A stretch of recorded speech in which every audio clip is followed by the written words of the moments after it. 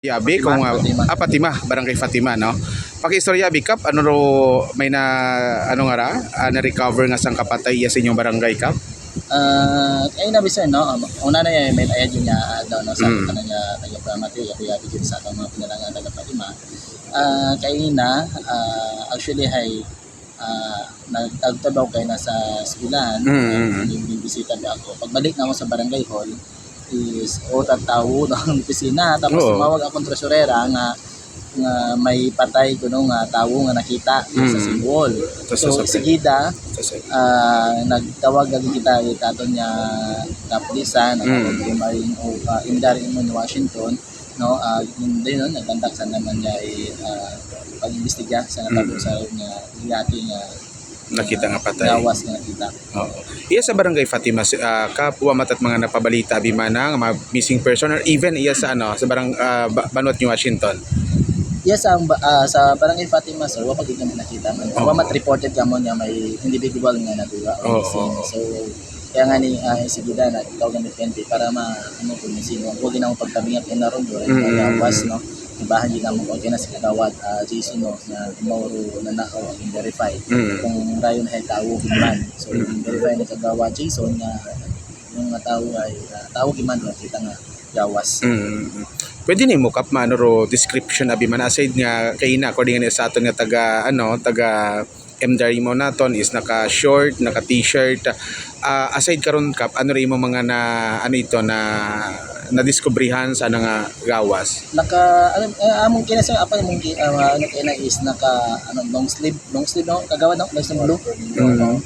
Tapos ay naka-short, hindi ta makilala ng itsura dahil siguro sa pinangano sa tubig. Ngani ko no, medyo una sa state of the composition yung daya karang medyo agagnas o takap. Yes, sir. So pagtansya nimo kara mga more or less mga pilaroan ng edad. Legal age matara imaw.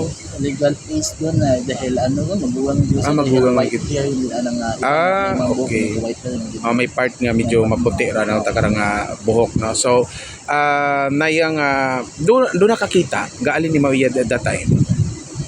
Siyempre siguro sir dahil nagat doon nga tanong man mo ato nga baybay nun kung ano ay sigida man yan na pagkakita na ay magpunta sa barangay po in-report na ito nga dayon may nakita nga gawas sa baybay na may sa paulan. Sige.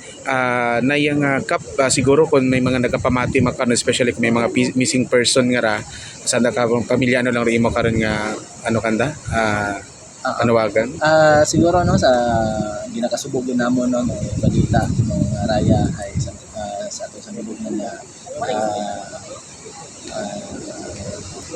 yung sabilang individual yan nakita sa mga barangay no ay ginakasubog din namon so ay nakita pero sigida man ato mga kapay pamilya naman kilala din mga oras yung pamilya kasi sa amo na dikit na taga-verify ni Kagawad ay may kita makilala anang itsura pero ano lang yun kaya anang gambong na nasusok na gambong at anang short kasi nakita kita din naman una nakahapa nakahapa din so hindi kita makilala kung sino wag mga nagpaabot abi manakap through messenger or to text or mga kung ano nga mga communication nga base kon sa ibang mga lugar nga base kon doon ang pamilya wa pa man sa mga nabi problema kita binamon do network kasi burnout tabi sa okay doon yung sabi ng problema pag burnout tabi wa network so as of now kita kami sa